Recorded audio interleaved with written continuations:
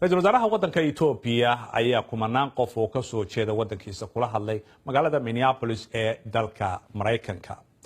dadka ka soo qayb galay xafladda ayaa waxa ay wateen calamada Oromada, Eritrea iyo kan ONLF iyo waliba calankii Itoobiya ee xilligii Haile Selassie. wariyaha BBC-da Maxamed Xaaji Xuseen ayaa ka qayb galay xafladdaasi oo warbixintan nooga soo diray. ra-iisul wasaaraha waddanka Itoobiya Abiy Ahmed ayaa kumanaan kun oo qof kula hadlay xarunta Target Centerka oo ku taala magaalada Minneapolis.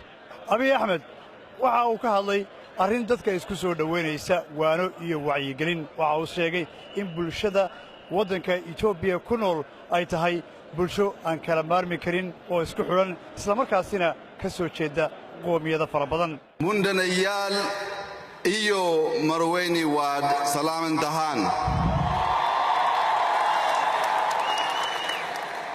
waanku farha sanale kullaankinna maanta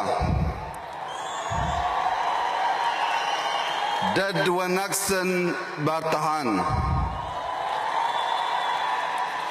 win in jeelahay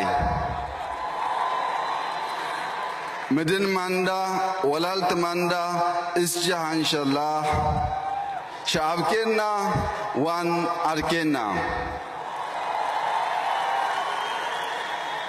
ka galga'eel iyo kaalsan weynayaan idnaheenya.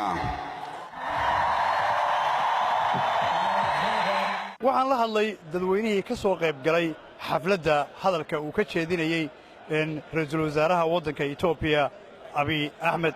runtii waan soo dhaweynay si wanaagsan baan u soo dhaweynay. wuxuu ahaa prime ministerkii Itoobiya ee ugu horreeyay muddo 30 sano ah ku dhow aanna ku bannaan bixin.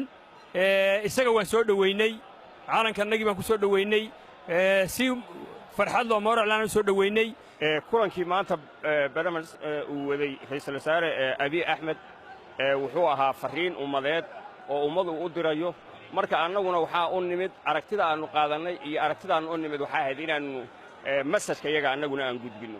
Abiy Ahmed inta uu xukunka joogay waxaa lagu bartay isbeddello la yaab leh oo uu ka waday mandaqadda ama geeska Afrika oo dhan. Maxamed Xaaji Xuseen, BBC, Minneapolis.